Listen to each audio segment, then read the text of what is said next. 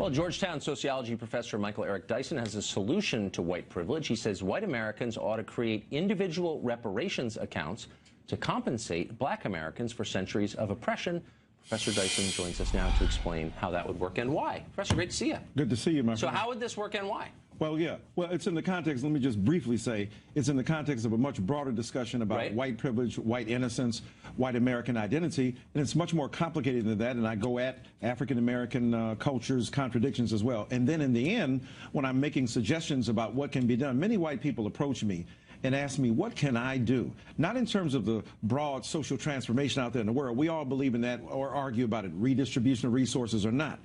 But when people ask me, what can I as an individual do, one of the things I suggested, besides being educated, besides participating with other African-American and Latino and other brothers and sisters in social movement, is to do something called an individual repair of inequality. And if they feel inclined to do so, this is for people who are so inclined to seek out a way to compensate individually for what they think is a systemic injustice. So I talked about buying kids computers, being able to take kids to school, to tutor them, to be able to do individual things that are tailored to their desires and aspirations, such as becoming professionals, exposing them to things they wouldn't ordinarily see. So in other words, it's a kind of ethic of compassion joined to a sense of conscience that motivates them to do what they're motivated to do. Well, so I support a lot of that. I mean, I believe in charity. What I don't believe in is collective guilt. And that's why I'm confused by the phrase white privilege. Well, white privilege doesn't suggest guilt. It suggests responsibility and accountability. The same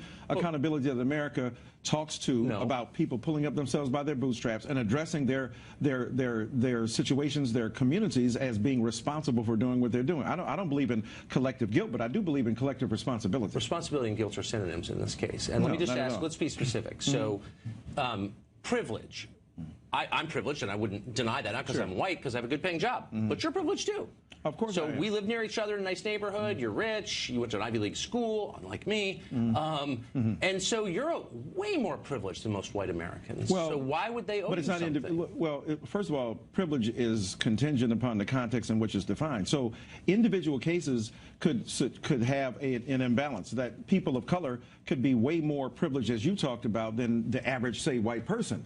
But remember, during Jim Crow, Jackie Robinson was more privileged than most white people in terms of having the ability to make a good living on a job, but he was still denied access to a water fountain. His kids still couldn't go to the same school. So I'm saying to you that your argument then seems to be rather vulnerable to rebuff, because it doesn't mean economic accumulation can prevent you from experiencing what are essentially racial inequalities. So the amount of money you have doesn't do that. Yeah, and in 1955, I think that was much truer than it is now. Well, even now, when we talk about the disparities in terms of people's achievement, a study was done by Diva Pager at Princeton University that said a black person with a college education had less of a chance to get a job than a white person who had gone to prison. So even now, I'm not talking about 50 years ago, I'm talking about this is going on right now. The disparities are very real. Right. So if I live in eastern Kentucky and I am unemployed, why am I more privileged than you? And why am I in any way, as you put it, responsible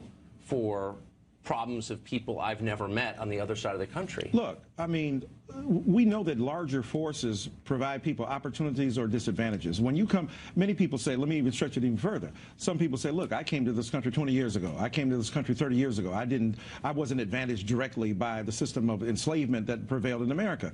But if you come to this country as an immigrant and you're a white immigrant and you inherit certain privileges associated with people who are already here, that means that that privilege extends to you regardless of the fact that you indirectly benefited from it and you did not directly contribute to inequality. The Constitution was written a long time ago, so was the Declaration of Independence. But those ancient documents continue to inform people's lives and shape their aspirations. So let me flip it around. And let me just also note there's a lot of hostility in what you're saying. And I'm sure you'll say there isn't, but obviously there is. Not at all.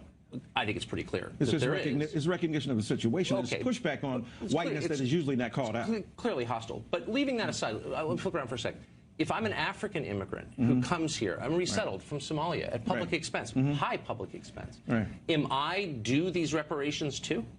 I think that the people who have benefited from systemic inequity in this country have been overwhelmingly white brothers and sisters. And what I'm talking about is a direct relationship to a notable and a documentable and an empirically verifiable system of inequality. There's nothing that's very obscure about that. And I'm saying to you that people of color who are here now, who have inherited that legacy as a result of their black skin and their relationship to black culture, have to be acknowledged. Well, wait, my book is not simply about reparations. You're reducing I know that it's not, but so much larger. It's heavily about privilege. But let me just really it's almost out of time. It's about white refusal to acknowledge responsibility. If a majority white country brings in a black African at its own expense, they still owe him reparations for slavery? No, I'm talking about the people who are here. That's an isolated event. I'm talking about the majority of African American people who are here, who are part and parcel of what this country has been, and who have built it in its institutions to become what it is now. If you want to know more about this argument, you can read this book, Tears We Cannot Stop. Michael Eric Dyson. Thanks a lot, Professor. Good to see you. Always good to see you, my brother. We'll be right back.